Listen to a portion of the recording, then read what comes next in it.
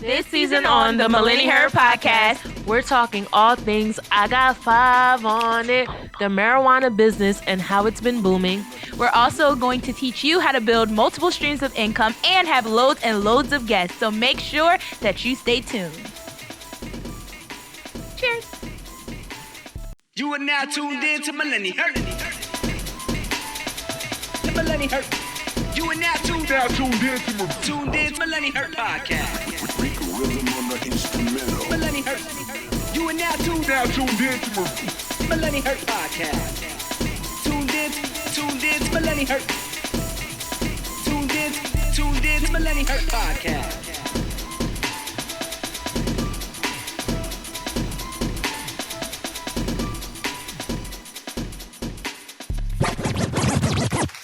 Season 3! We back. I know our loyal listeners missed us and they've been asking us, when are we getting a season 3? But we finally here. We here, y'all. Season 3. Thank you so much. It's been like about a year and a half almost since, and then a year almost since the last time we've recorded anything live. Everything else has been virtual with our Topic Tuesdays. But we're here. In 2021, we coming super hard, right? Super strong. Hey, Cheryl. Hey, I missed you. This is the first time that we've actually been together in the studio because of we've been practicing social distancing. As I hope you all are, and you took your test. We were very mindful today. Of the pandemic. I don't need none of that banter about us. that we not being safe. But other than that, how you been? I'm good. New year, new me. We finally got our president out, our other former president, and we got a new president, and things changing, new day. Yep, I agree with you. Yeah. And I'm just excited for what season 3 has to come. We got a lot of good content coming to you. What's in store for season 3, Cheryl? What are you expecting from the season? I'm expecting more realer, deeper convos about, of course, social justice, because you know I'm really into social justice, into mental health. It's been a lot going on with our political climate, so I'm looking forward to having like special guests. Also, the pandemic has shifted the U.S., so us like diving into topics regarding the pandemic. How about you? I agree. I am excited about the season because it's just a lot more guests, like you said.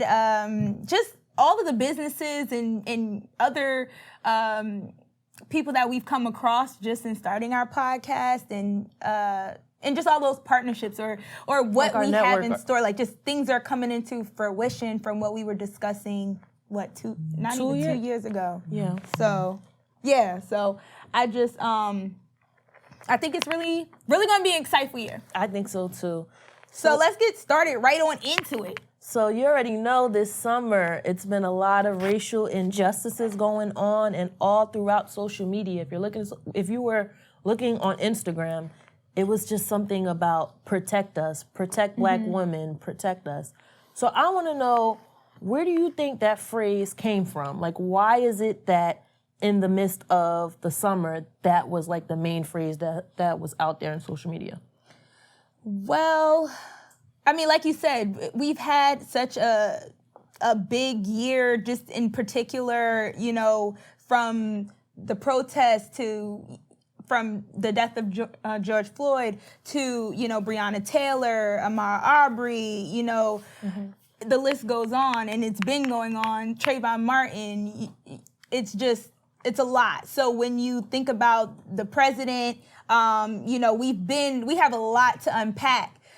Because he was just adding fuel to the fire constantly, enraging and inciting these supremacy groups. And so when I hear protect us and where it's coming from in the light of Black Lives Matter, it's because obviously, we're not protected. We're afraid for our lives on a daily. And so I think it's just another one. It's just another stinger to, hey, see us, hear us. Because we've been here. Because we've been here. We're filming our deaths, and we're speaking up. It's like, what more do you want to make it clearer for you? And I'm just glad that we're in the movement of just black women getting their flowers now, because we've been the backbone all the way since the plantation. So just to see, like, for example, in Georgia with the election, how Stacey Abrams, I was literally telling my friend that that's like the perfect preaching, because when God tell you it's not your time and I got something bigger coming for you, it really does happen. So just the fact that black women we're finally getting our flowers, people are finally respecting us, people are finally noticing everything within misogyny, within Black Lives Matter, within Breonna Taylor, because even when Breonna Taylor first got killed, she wasn't getting that much coverage compared to George Floyd. And that's how it's been, though, you know, that you have to protest and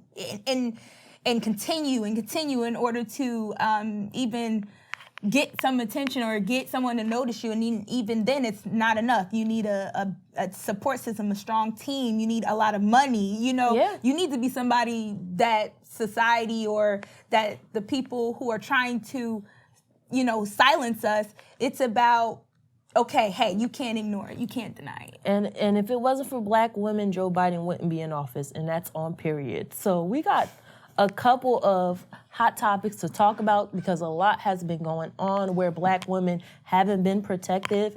And Ari, I know you could tell us a lot about what happened with Gabrielle Union when she was in NBC with Terry Crews. So, like Cheryl was saying, we have so much to, like, it's been a year and a half. We can't catch up. It's been, you know, we can't obviously catch you up, but these are things that caught our attention when we think about protecting us and wanting to feel like, hey, see us. It's clear as day. So with Gabrielle Union and Terry Crews, obviously, y'all know the backstory. They both was a part of America's Got Talent. And at the end of 2019, they let Gab go because I think she was just talking a lot as far as, you know, just being an outspoken person. And so it later came out that she was saying it was a racist, toxic work environment because they kept commenting about her hair, something as simple as her hair being too black. Yeah. Now, when it came to Terry Crews, you know, he's just a different situation. Afro-coon, like that. Altogether. We're not. That's a different episode, but no, I mean, he just was doing. You're gonna call a spade for a spade, right? So what we expected him was just, if you don't have nothing to say or it's not going to help her, you know, her progression or whatever, or even how just having her back, then you could just say no comment. Exactly. He went and he just spoke on how he couldn't speak to sexism because he wasn't a woman, but as far as racism, this has been the most diverse workplace that he's ever been. And it just so turned out like, okay, all right, black man, or all right, man, support us, support Gab in her stance. That may not have been your experience, but that was hers. And when the roles were reversed, the year or so prior, when Terry Crews came out talking about that he was assaulted by another person in the industry, black men or men, they were very apprehensive about having his side back of with his it. allocation of the story. They thought that that wasn't masculine of him to even come forward. And stars, including Gabrielle Union, was in his corner cheering him on, saying that he was So it's like when the roles were reversed, you dropped the ball. You didn't protect her in a sense, and that's just one situation. And I feel like one situation that we just still trying to get the facts to today is the whole Megan Thee Stallion and Tory Lanez situation. Which Tammy Roman then says she's not trying to hear that in 2021, but clearly, we got to hear about it. Yeah, we got to hear about it. Tory has come out since then, and he created a whole diss album about Megan. Megan has spoken a lot about it, where she's made sure she dedicated her artistry to just focusing on empowering women because black women are unprotected. So we're just still waiting to hear the facts because it's still going on in courts now. So we just got to wait and see. I don't know. How do you feel about it? Do you feel like Megan wasn't protected during this situation? Or are you one of the people that feel like we have to wait until everything comes out and then you can decide? I think there was support on both sides to a certain extent. I I think where it got real hazy was because when it came to Tory speaking to anything Megan had to say, or didn't have to say, just who was on her side, it started to become like a witch hunt, I would say, or that's just how it was perceived. So, but all in all, it was like you're at the mercy of your peers. You're at the mercy of social media. It's about who's telling the best story at the best time and at the right time, and who has the most juicy details. I think, I don't think that's a situation that, either side got to support. But when I hear protect us in general, it's like, why does it even have to be that way? Let us just save our opinion. That I feel like is unprotective in itself as a whole. And I feel like, just to piggyback off of what you said, I feel like because Black women, we have been stepping out, and we're stepping out of our comfort zone, and we're saying protect Black women, a lot of Black men still feel unprotected too. And there's been a lot of situations where I feel like Black men have, haven't been protective. And I can say, for one, do you have any examples or? Yeah, actually, okay, so recently it was trending that there was this Black inmate at a prison who had a popular fashion line. He was just trying to, I guess, get his coin for his family while he's locked up. Mm-hmm. And he has been since put in solitary confinement because it's what law enforcement will consider a plea to escape. So he might have to spend a lot of years in 9 months in solitary confinement. His sentence can be extended because he just was trying to level up. Wow. And there's since been a GoFundMe to, kind of fight that. His family. His name was actually, I don't even have his name. I'll put it in there. But, so he was a prisoner in Calhoun State Prison, and he got solitary confinement. And this was actually before the new year. So, we'll see. But just for trying to level up. Yeah. That's crazy. And then I also had one more too. His name was Dolal Id. He's 23 years old. He's actually another Minneapolis, was a Minneapolis resident. He too is kind of similar to George Floyd, where he actually died a block away from the scene of that crime. Wow. And it was a sting with the police where they were trying to, I guess, catch him in a situation selling illegal firearms. Mm-hmm. And they had a criminal informant. They did a routine traffic stop under the guise of a traffic stop, and he was ultimately killed. Now, what is interesting about that in the terms of protecting men, I'm not saying that the allegation of him already having, committed a crime and whether he's guilty in that, but he still lost his life. So when it comes to protecting, there was an issued search warrant where his family, where they resided, police broke in and was trying to check the household for any other guns. Mm-hmm. But they hadn't even told them that he was dead yet. Wow. So he was, he was dead for hours, and then next thing you know, police barging in your house at 2 a.m, talking about, do you have any guns? Don't move. You're naked. You're half asleep. It's like where's the common decency for just human beings, just being human?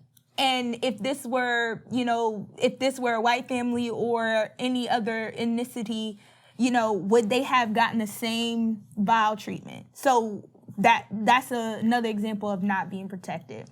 I would say for me, I thought the whole Nick Cannon being fired from Vicon was another way of Black men not being protected, because we're in a generation where it's about free speech.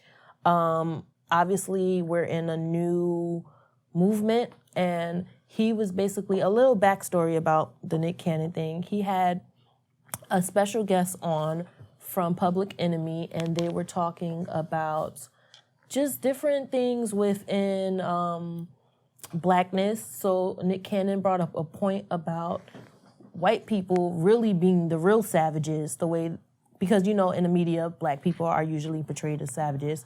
So he said that, to be honest, it ain't us, it's them. Like, since the beginning of time, since caveman time, white people have been savages. Now, he got a lot of slack from his anti-Semitic comments against the Jewish community, because he said that technically black people are the real Jews, are the real Israelites. And I would say for that, I'm not Jewish, so it's kind of biased for me, so I can't tell a Jewish person how to feel. So if a Jewish person feels like it's they're being discriminated against it, and they feel some type of way, they're allowed to feel that way because that's their race. If I was black and a white person said that, I would be upset, and I can speak on it because I'm black. But in that sense, though, the destruction that was centered upon that, though, like, not saying he wasn't wrong or that he is wrong.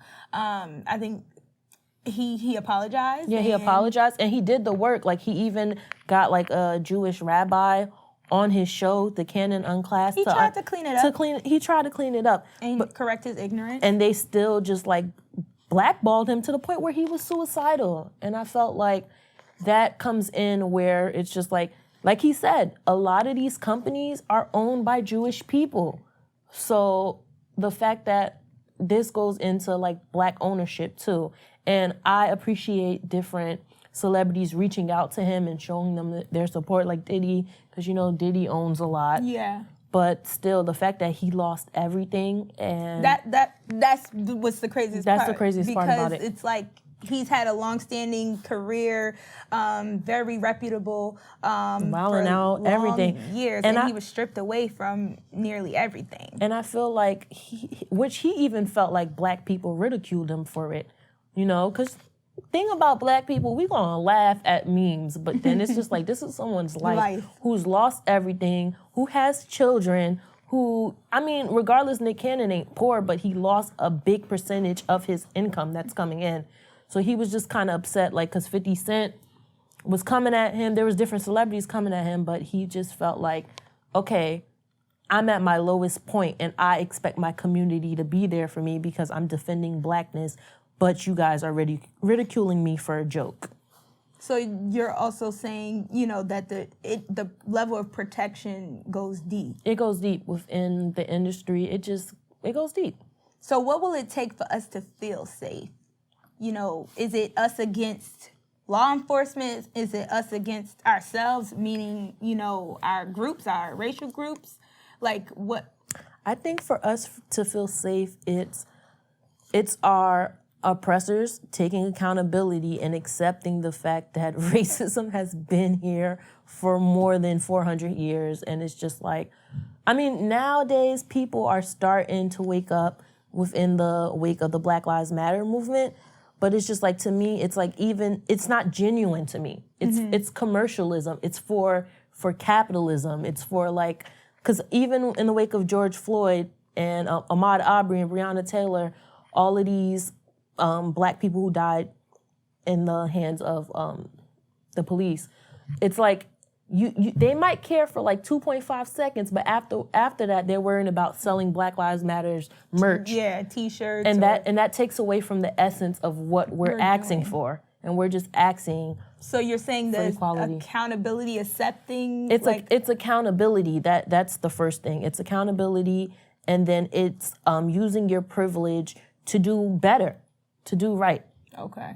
And what does that look like? And it also takes black people. Like, we have to heal within ourselves, and we have to be accepting that when a white person is trying to take accountability, we can't just shut them down. Because obviously, so most of them know, but there's some that don't know. So when they ask you for book recommendations and documentary recommendations, and we be so upset, like Google is right there. It's just like, you know, we got to kind of bite the bullet, and we got to meet them halfway. Okay. And I don't know. I was going to say, but I feel like we kind of all in this together, no? Like, how can we take our power back collectively? You know, how can we, is it just continued, you know, scattered protests? Is it, these town halls that come and go? Now that everything's virtual, it can just poof, come, go in a second. Like, how can we take our power back? We can take our power back from what we're doing now. We're healing and we're making sure that Black ownership, Black business is important. Key.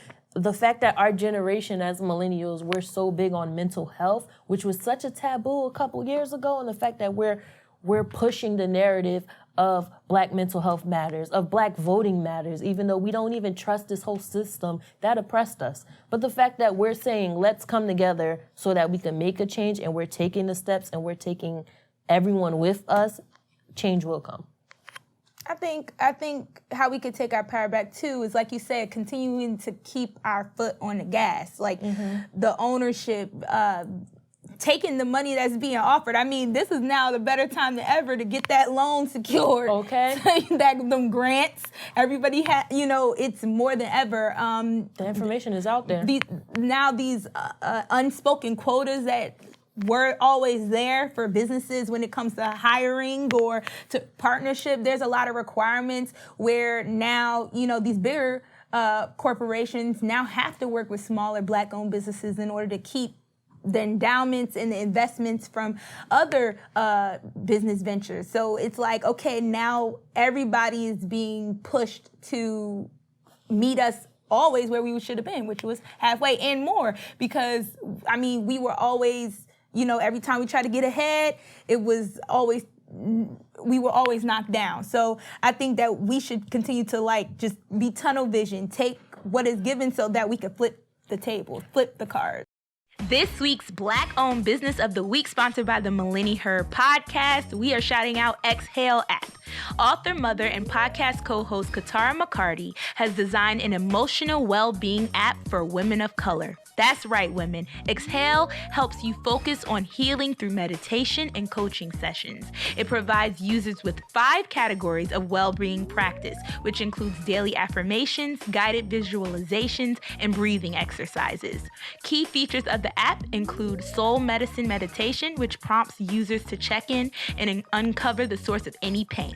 Calm breath is also a tool to quell the fight or flight response to anxiety, and ancestor-guided imaging sessions. So, Cheryl, you ready to exhale this week? You know it. Waiting to exhale. So check it out and let us know how you like the app. So the fact that you said that we were always kind of had one step, every time we would try to advance, something will be pulling us down. I think that's the perfect segue into our next topic, which is all Black Lives Matter. Which is encompassed of our whole entire episode. We're rocking Black Lives Matter. We got to shout out the brands. Where you get yours from? I actually got mine from the Dusable Museum in Chicago. Okay. Dusable was a Haitian man who founded Chicago. So I went to his museum and it was dope. And this was a gift, actually, but it's a local businessman for sure. Because my friend got it for me and she told me that. It's so dope, too. And it's actually TMP colors, so which makes it even a plus. So, but yeah, all Black Lives Matter. Now, that's the topic. Whether you... I had to set that up. The topic is all Black Lives Matter. Now, I'm here to ask my co-host and you guys, do you think we need to say all Black Lives Matter? Like, why do we have to say all Black Lives Matter? Shouldn't it be a given? It should be a given because when Black Lives Matter movement was formed, it was to protect all Black lives. But the fact that a lot of Black people feel like they're not included when it comes to Black Lives Matter movement, LGBTQ, the disabled community, and it's just like now Black Lives Matter have shifted their gear and made sure that they focused on the all Black Lives Matter just to include everyone in it. Well, I'm glad Cheryl's is ready to give y'all, the history and the backstory. Because, I wish that that's what people considered. Like, I've even hesitated with how to say it or if to say it. So it's like I used to say, oh, Black Lives Matter with the hashtag. And especially like the streets being being painted with all Black Lives Matter and. But it's just people kind of take offense to it, like you said, because it should be a given. But if that's the case, then why has there been so many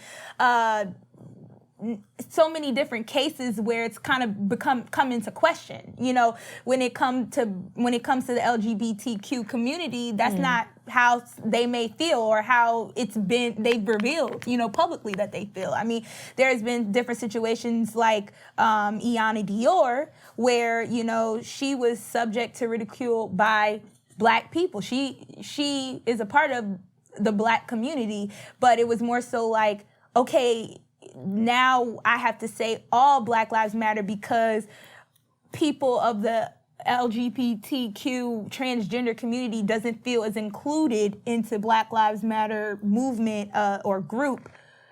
Because if that were the case, then they're saying, how could she have been mauled by 30 plus men or 30 people collectively and been, you know, beaten close to death, left for dead, you know?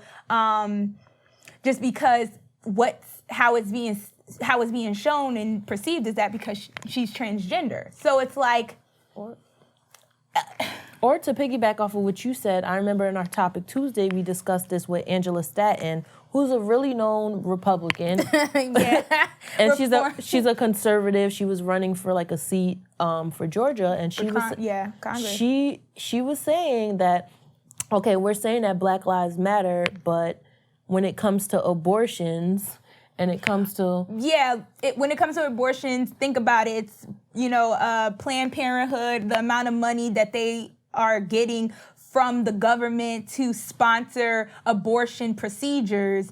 It's an the demographic of Black people that get these procedures performed. Mm-hmm. She was coming from a standpoint of, how can we say Black Lives Matter or all Black Lives Matter when we're killing our babies, fetuses, when you're eliminating their life? So, I mean, I would go. Here's my. What's your stance on that? Here's my stance on it. I feel like with Black people, we won't be great until we all come together and realize that we gotta eliminate this struggle Olympics complex. And what I mean by that, I'm gonna break it down for y'all. Because every black people, we are not monolithic, meaning that we come in various genders, various sizes. We're all different. And majority, I would say all, and I could find statistics to back me up on that. Okay. I believe that all Black people are doubly, like they're oppressed either double or triple. For example, I'm Black, I'm a female, so I deal with racism and misogyny. A queer person is Black, they deal with racism and homophobia. A disabled person, a Black deaf person deals with discrimination because they're disabled and they're Black. After a while, we have to come together within ourselves and eliminate that and just focus on the thing that we have in common, which is racism towards our Blackness. And I agree. Go ahead, I'm gonna let you pick me up. Because what I was gonna say was to add to your point that transgender, bisexual, gay, heterosexual beings, all Black, the numbers don't lie. Black people are dying. Are the largest, one of the largest, if not minorities, killed every year, annually. The numbers going up. And then just in 2020, last year, at the top of the year, nearly 40 transgender people were killed in most horrific manners. Most of the cases didn't find suspects or anybody to, take the fall for these crimes. And nobody's been doing anything about it. There's been no national coverage. And a lot of them have died. Mm-hmm. So, I mean, thankfully, Iana, she's still alive, and I hope that, she can get over and heal past this traumatic experience, but it still goes to show that we want to unite. Okay. And I feel like, just to piggyback off of what you said, I feel like we have to eliminate that crabs in a barrel mentality. Like, we all are not the same. We won't all agree, but that doesn't make it okay for a black person to die unjustly from the hands of the police or any racist or hate crime. That doesn't make it okay. Like, granted, if you don't agree with LGBTQ because of your religion aspect, that doesn't make it okay for a trans person to die just because they're black. And I'm gonna end this note off just to kind of like bring it in together. Okay. And I always, whenever I'm explaining this, I always think of the past. So I think of like Martin Luther King, the activists that came before us. So MLK was Christian, Malcolm X, we know, was Muslim, James Baldwin was queer. And although that they were all different, they all came together and fought against blackness because that was one thing that they all shared in common. That was good. So it's just like, granted, like they didn't agree all the time. You know how many times Malcolm X was in the newspaper calling MLK a coon? But at the end of the day, it was just like, you know what? Why are we fighting against each other? Let's come together to fight against the bigger enemy, which is the person that's been oppressing us for generations, and they're gonna keep oppressing our generations after that. So what can we, I guess, to continue that though, with the stopping question, how can we, is there anything we can do or on both sides, you know, the group within the group to kind of, I guess, put a parentheses between the all? Like, because you're saying it should just be Black Lives Matter because we all are included. No matter what's been going on, we're all included. So if that's what you're saying, how can we get people to actually feel that way? Because, that's not what's happening. It's not. Clearly. It comes with being open to just learning about other people. Because we're ignorant to a lot. Like, let me tell you right now, I'm on the front lines of all the protests, but there's been many situations where I've been oppressing other black people, and then I had someone have to check me on it, and I didn't know because I was ignorant and I didn't know about it. But then when I did my own research and I took accountability for my own faults and did the work, then I started to become more open-minded. I started to learn, like, okay, so this is why for example, this black Muslim person may feel this way, even though we have different religions. Like, I can understand why you would feel that way. So I feel like it's a sense of accountability. And until, like, one thing I notice about black people, we all just want to be great. We want to flourish. Yes. But that's not going to happen unless we all come together. What are your thoughts? I know I just got deep, y'all. I'm sorry. Yeah, what can we do to have them feel included? Like you said, to check our own ignorances, to educate ourselves. And remember that remember the bigger picture. Yeah. We're the ones that are oppressed as a whole. I feel like we keep saying that, but the statistics don't lie. It's not going to go away. Actually, we've been the loudest in the past 2 years, and we've been in a while, and we're still getting slighted. We're still getting unheard. There's still black people getting killed. There's still, bills being passed.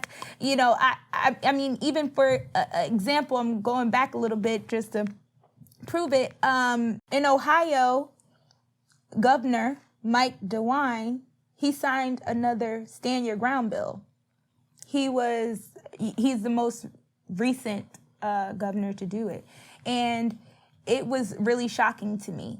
Obviously I don't live in Ohio, but we know that black people are at a disproportionate number to be subjected to crimes where police or someone of another race can claim that their life was threatened, hence why they had to shoot to kill. And if you're really hearing us, if all Black Lives Matter, if we stood, we're standing together and we're shouting to the mountaintops, yet these bills that have clearly not been on our side and has been killing us, how can you have done that if you really heard us? So I just say all that to say that I think it is a given, but we need to do more, and I feel like this is now a chance to realize, like, we are either standing together or we're not. And then there's many groups that black people don't even know about. Like, I personally know about this group because I work in this population, but like Black and Deaf Lives Matter. is a whole nother movement within the Black Lives Matter. I feel like the Black Lives Matter is like a tree, and there's like different branches. So just to shed a light on Black deaf lives, deaf people deal with police brutality all the time, and this comes with them not having the right to proper accommodations like a sign language interpreter. There was one incident that happened in Oklahoma from a guy named Pearl Pearson, and he was stopped by the cops, a state trooper, and he was trying to pull out his card to show that he was deaf, but the cops already harassed him. They beat him up so badly, and then what ended up happening is that his sons actually, they were also in the police force, and then he had to receive a settlement of money, so he sued the whole department and he won.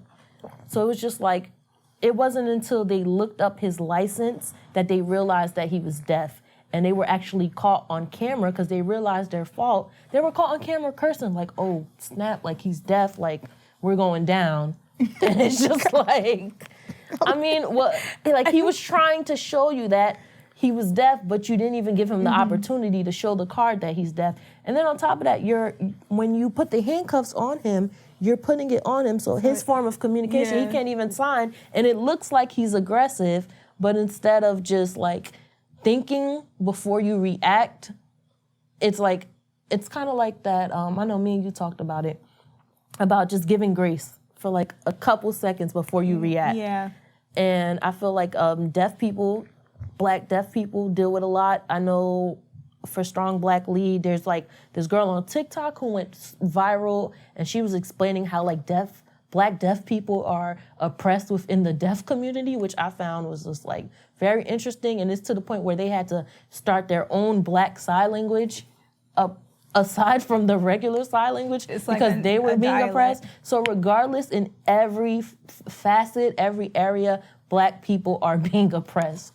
Whether it's like disabled, whether it's like religion, wherever it is. From all sides. From all sides. So that's why it's like more important. And what's the percentage, like, would you say that with a person with a disability to be more or less, I found this abused? I found this statistic online. It said 33 to 50% of all use force incident includes someone with a disability. And then that just goes into what recently happened in the summertime with Elijah McClain.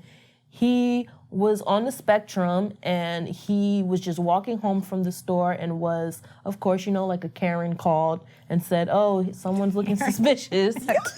We gotta dive deeper into the whole Karen and because they've been acting up this whole last year and even to the beginning of this year. But he basically was harassed by the cops, which led them to giving him the wrong dosage of medicine to calm him down, and he ended up getting into cardiac arrest.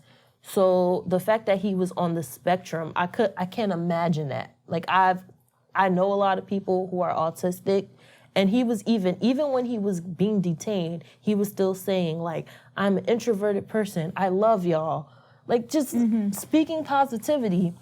And then what made it worse was that later came out that he was like really skilled in the violin, and he would play the violin at animal shelters. So then his town his community felt like it was important to show him respect by having a peaceful visual where they were playing like the violin. They all came together. And of course the cops came and harassed them, pepper sprayed them, and did the most when they were just peacefully playing the violin for visual.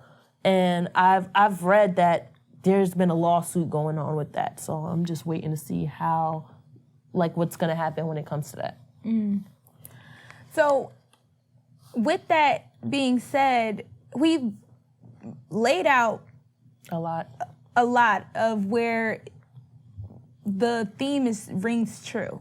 We all need to unite, humble ourselves, and get to know each other, and really take the office by storm, but obviously on a bigger scale. Tap into the bigger picture of being triggering your most boss-like personality. And I mean, protecting women, protecting black men, protecting black women, all different types of black people. So I would like to, though, with that, we're protesting, we are making the town halls, we are dropping books, we are doing, really becoming CEOs, and but that comes with a lot of pressure, and we want to be safe.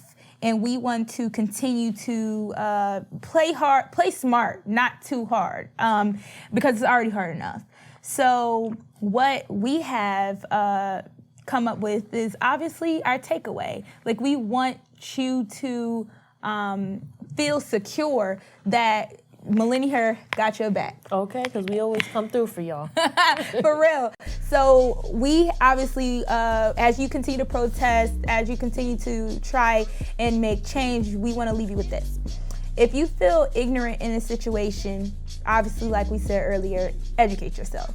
And until legislators catch up to signing bills and laws that protect us and hold other people accountable, we need to do our due diligence and protect ourselves. That's the theme of today's episode. And so I want us to get active and be the change that we want to see. So it is by this app. I'm gonna live by this app.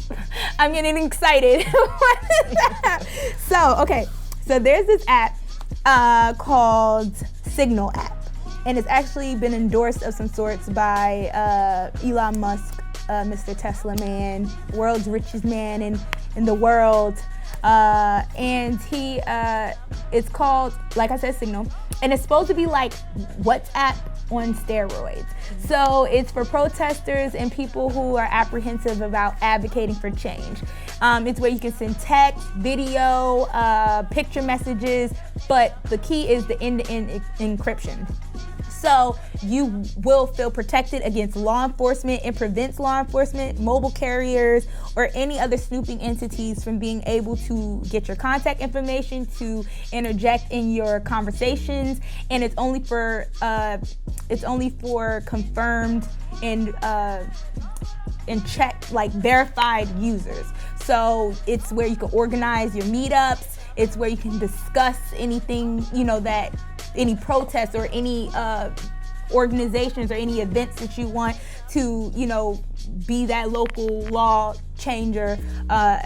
And so, yeah, it's just a way to feel strong and feel safe so that you don't have to worry about getting arrested. And speaking of arrested, there's also just a few more. We'll definitely put it up on our channel so you can see all of the apps that we were able to find so that it can help you feel safer. But for example, we have a tracking app called SOS. It tracks your location in real time, and it periodically sends your location to your loved ones. And then also it's called I'm Getting Arrested app.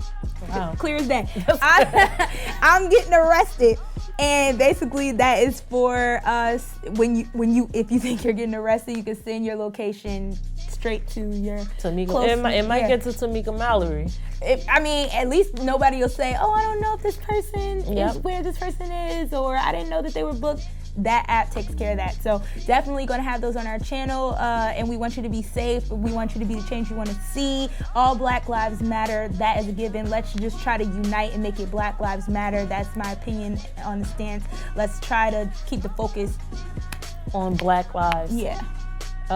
I guess for me to conclude, it's like, Ari, you just hit it on the nail. I don't even know how to come back from that. But it comes with looking in the mirror and realizing that, okay, I'm different from other Black people, and trying to understand and taking the accountability to be open-minded, to learn about other Black people, so that way we can unite and get rid of this crabs in the barrel mentality, because I'm not taking this with me in 2021. Not at all. Wait, we gotta understand too that it's gonna be a journey. It's gonna be a journey. It's gonna be a journey, but we got this. But we're the generation to make that change so that our children can live comfortably, because I feel like our generation, like we're about this uprising lies. Like we're not taking nothing. Like we're calling out our CEOs for racism. We're doing this. We're on the front lines. We're doing what it has to be so that our children can live comfortably. And They're we're still, healing. which they're still gonna experience racism because I mean I don't believe racism could be abolished because people are just stuck in their ignorance. But that doesn't mean that change can't happen. And on that note, that's how you protect yourself. Education. And we just educated you for an hour. We are so happy that season 3 is back. And we have so many more episodes in store. Make sure that you follow our channel. Make sure that you keep up with us on Instagram and Facebook. We have more episodes coming to you. So season 3, Millenni-HER. I'm Ariel Ryan. I'm Cheryl. Love y'all. Love y'all, and that's a wrap.